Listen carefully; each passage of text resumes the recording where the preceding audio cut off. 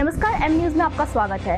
इस समय भारत के हालात ऐसे हैं कि विदेशों से भी सभी मदद के लिए हाथ बढ़ा रहे हैं, लेकिन हमारे देश के ही कुछ मंत्री ऐसे हैं जो मदद करने की तो दूर बल्कि जो सुविधाएं हैं भी उन्हें छिपा रहे हैं। जबकि कोरोना महामारी की वजह से देश के हालात बहुत ही नाजुक हैं। जो मंत्री आवश्यक सुविधाएं लोगों तक पहुंचाने की बजाय उसे अपने पास छिपा रहे हैं, वो आखिर चाहते क्या हैं? क्या उन्हें पूरे देश की जनता को खत्म करना है या फिर लोगों को तड़पता हुआ देखकर उन्हें अच्छा लग रहा है? ये मंत्री कोई और नहीं, भाजपा का ही है। दरअसल जाप के नेता पप्पू यादव छपरा दौरे पर गए। वहां पर उन्होंने भाजपा सांसद राजीव प्रताप रूडी के घर कार्यालय पर पहुंचकर वहां पर खड़ी एम्बुलेंसों को लेकर एक बड़ा खुलासा किया। पप्पू यादव ने सबूत के तौर पर एक वीडियो भी शेयर किया। इसके बाद रूडी ने सफाई तो दी, पर पप्पू यादव ने सिर्फ कोरी बहानेबाजी करार दे दिया। मामला ये है कि पप्पू यादव हाल ही में छपरा पहुंचे। उन्होंने यहाँ भाजपा नेता राजीव प्रताप रूडी के अमनौर कार्यालय का दौरा किया और वहां पर करीब 1 दर्जन एम्बुलेंस को टेंट तिरपाल में खड़ी देखकर उनकी पोल खोल दी। उन्होंने खड़ी एम्बुलेंसों का एक वीडियो भी ट्विटर पर जारी किया और लिखा, बीजेपी के पूर्व केंद्रीय मंत्री राष्ट्रीय प्रवक्ता राजीव प्रताप रूडी जी के अमनौर स्थित कार्यालय परिसर में दर्जनों एम्बुलेंस बरामद। सांसद विकास निधि से खरीदा गया एम्बुलेंस किसके निर्देश पर यहां छिपा कर रखा गया है, इसकी जांच हो।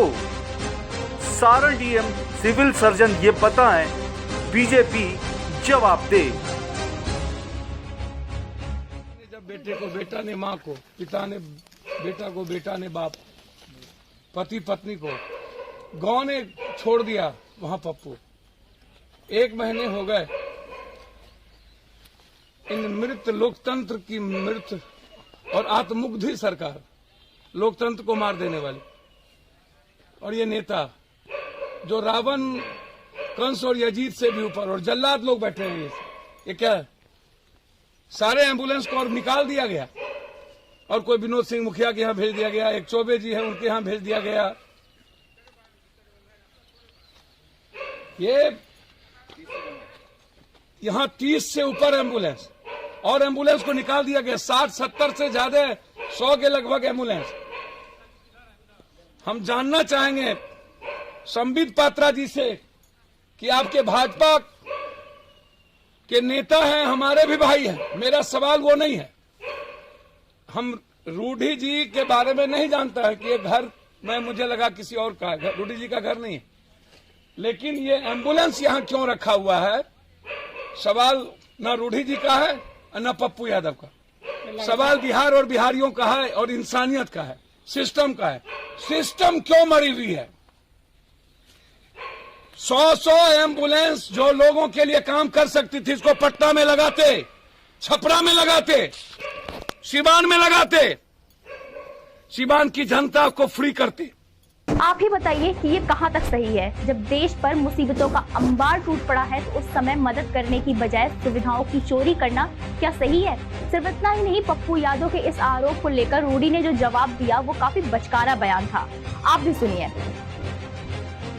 उन्होंने जवाब दिया कि जिले में लगभग 80 एम्बुलेंस में से लगभग 56 संचालन में हैं।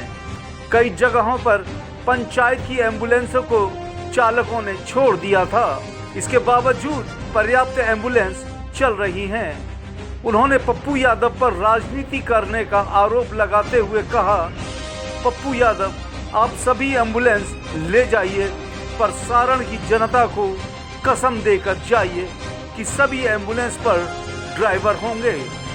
पप्पू यादव अपनी राजनीति में मधेपुरा से छपरा चले आए। उन्होंने एम्बुलेंस देखा।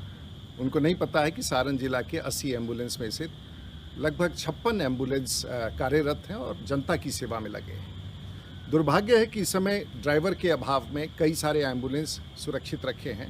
पप्पू यादव आप सभी एम्बुलेंस ले जाइए, लेकिन सारण की जनता को ये कसम दे के जाइए कि सारण में बचे हुए सभी एम्बुलेंस पर आप ड्राइवर देंगे, ड्राइवर की व्यवस्था करेंगे और उसे संचालित करेंगे। राजनीति करना हो तो मधेपुरा में कीजिए, सारण की जनता इससे प्रभावित नहीं होने वाली। जरा सोचिए, 50 से अधिक एम्बुलेंस क्या सचमुच ड्राइवर नहीं है? बेरोजगारी चरम पर है और सबसे बड़ा सवाल, क्या सरकारी एम्बुलेंस के लिए सचमुच ड्राइवर नहीं है? पप्पू यादव कहां बाज आने वाले? उन्होंने ऐसा पलटवार किया कि रूड़ी पर हावी हो गए। उन्होंने दावा किया कि उनके पास 40 ड्राइवर हैं। इन सभी का नाम लिखकर सरकार के पास भेजा जाएगा। 1 2 3 4 5 6 7 8 9 10 11 12 13 14 15 16 17 18 19 20 21 अभी 21 है यहाँ किधर है? 22 23 24 लाइसेंस का लाइसेंस निकालो देखिए लाइसेंस निकालो। 40 ड्राइवर हैं इनके पास, तैयार है। ये अभी सबका नाम लिख करके हम लोग गवर्नमेंट को भेजने जा रहे हैं। प्रेमचंद सिंह जी अभी देंगे, समर्पित करें। जरा सोचिए, अगर पप्पू यादव ने ये राज ना खोला होता तो इस एम्बुलेंस के बारे में किसी को पता भी न चलता। लाखों लोग एम्बुलेंस के लिए दर दर भटक रहे हैं। इन एम्बुलेंस से कुछ लोगों का भला हो ही सकता था। इन भ्रष्ट मंत्रियों को क्या कहा जाए? क्या इन्हें लोगों की मौत का जिम्मेदार ठहराना गलत तो नहीं होगा? इन्हें कौन सी सजा मिलनी चाहिए? हमारे सोशल मीडिया पर हमारे इन सवालों के जवाब जरूर दीजिएगा। और अगर हमारा चैनल अभी तक सब्सक्राइब नहीं किया है तो क्या देर किस बात की, क्या मुहूर्त का इंतजार कर रहे हैं? फटाफट सब्सक्राइब करिए और लगे हाथ घंटी भी बजा दीजिए। If you like this video, hit the like button and press the bell icon to never miss an update from M News.